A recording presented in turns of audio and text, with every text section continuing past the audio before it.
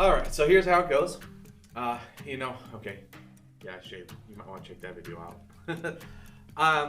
Okay, Wen Chang Wang. I was calling him Wang in the last video. I was corrected that that's really not the best way to say his name. His full title name is Wen Chang Wang. Okay.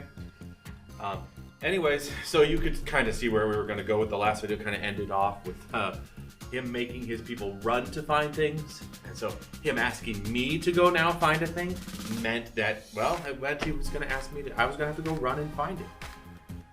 So I followed his instructions. I just did what everybody else was doing. Of course, I spoke in English. I just walked over to the table he had, the round table, and I just said, okay, I am looking for a scroll on how to kill a dragon.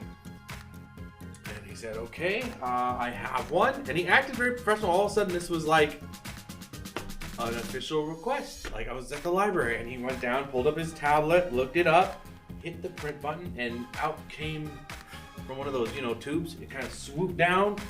It was like a freaking movie. And he pulled open the tube, and there was the big, this envelope with sealed with wax and the symbol of a diamond. It was white wax. Oh, I'm sorry, it was purple, not white. It was the white diamond, but it was purple wax, and handed it to me. So I knew I had to go down Diamond Row. Okay, see, these rows were all labeled out. Each hallway had a symbol.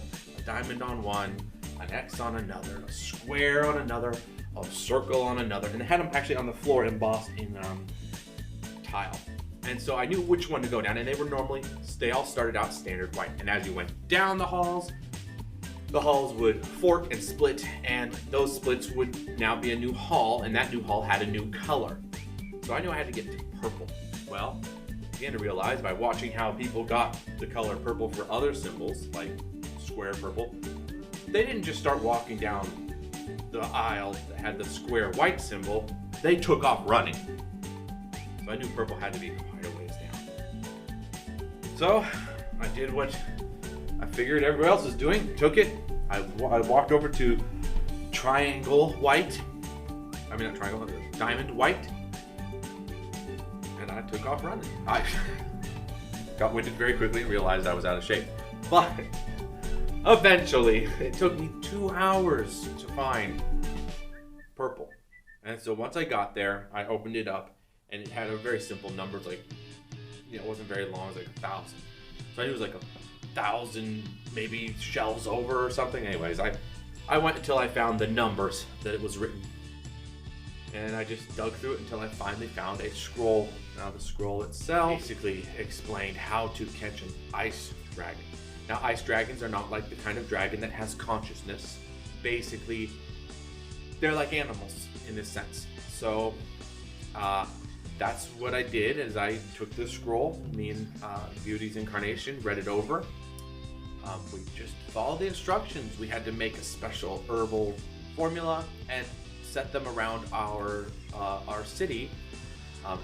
We froze them. It was like a tea pack with some herbs in it, and we froze it, and we had to set it up in a triangular pattern to triangulate the exact position. Apparently, when the female dragon flies by, she can sense it, and that would have been normally set up by a male. So she will come, lay the eggs, and wait for him to fertilize the eggs.